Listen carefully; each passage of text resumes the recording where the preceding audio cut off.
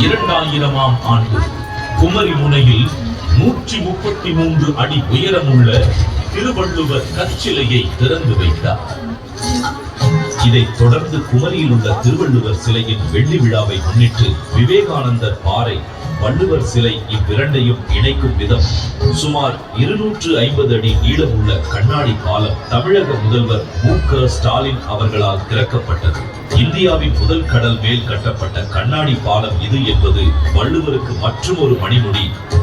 திருக்குறளை கொண்டாடும் பல முன்னெடுப்புகளில் முக்கியமான ஒன்று திருவள்ளுவரின் முக்கியமான நினைவு சின்னங்களில் ஒன்றான சென்னை நுங்கம்பாக்கத்தில் முத்தமிழறிஞர் டாக்டர் கலைஞர் மு. கருணாநிதி அவர்களது நேரடி கண்காணிப்பில் 5 ஏக்கர் பரப்பளவில் தோரணவாயில், அரங்க மண்டபம், கருங்கல் தேர், தேர் கோபுரம் என மிக விமர்சையாக வள்ளுவர் கூட்டம் 1976ஆம் ஆண்டில் உருவாக்கப்பட்டது.